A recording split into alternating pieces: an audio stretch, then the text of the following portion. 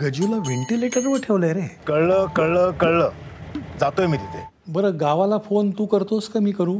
मी करतो. तुम्ही आता सगळ्यांना फोन करत बसू नका प्लीज. राजाचा फोन आला होता. गजू काका आहेत ना, त्यांना लकवायला लागलाय का? साहेब बोल. तुम्ही त्यांना इकडं कोल्हापुरात का नाही आणत?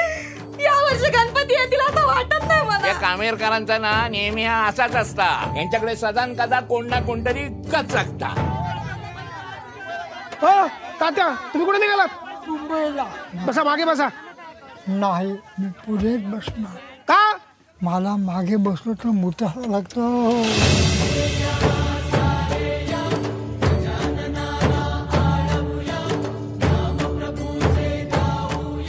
पेशंटचं नाव गजानन कामेरकर. काय चाललंय? वडील सिरियस आहेत माझे, जरा थांबा तुम्ही. थांबा. नेहमीप्रमाणे सकाळी उठले आणि नुसतं चहा आणि खारी बिस्किट खाऊन मार्केटला गेले. अरे राजा, कसा आहेस? अरे केस गेले का रे तुझे? हल्ली बाजारात कितीतरी तेल आलीत ना, त्यातलं एखादं तेल लाव ना. पहिल्यांदा खोबरेल तेल खूप गरम करायचं, त्याच्यात ती फुलं घालायची आणि चांगला कड काढायचा आणि मग थंड करूनच ते रात्री झोपताना डोक्याला लावायचं. गणपती महत्वाचा का माणूस, म्हणून गौरी गणपती असेपर्यंत आपण त्यांना व्हेंटिलेटरवर ठेवायचं. माझा गणपती अनंत चतुर्दशी पर्यंत असतो. मी काय गौरीला विसर्जन करू? समोरच्या हॉस्पिटलमध्ये मी बोलून ठेवलंय, बाबांना तिकडे शिफ्ट करा. असं शिफ्ट कसं करणार? व्हेंटिलेटर येतो, ऑक्सिजन सिलेंडर नाहीये. एक सेकंड जरी काढला तर प्राण जाऊ शकतो. 5 मिनिट दम धरू शकत नसेल तर मराठी माणूस कसला? हा?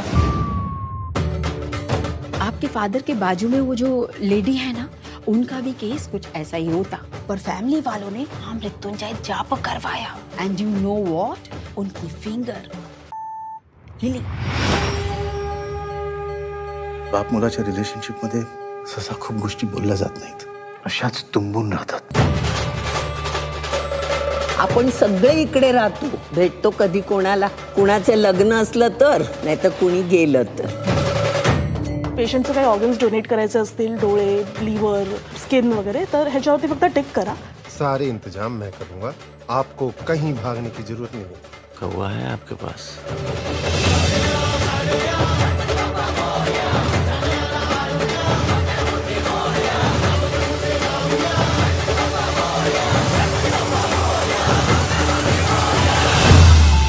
ती व्हेंटिलेटरवर ठेवलं ना तर बाबा बरे होतील लवकर.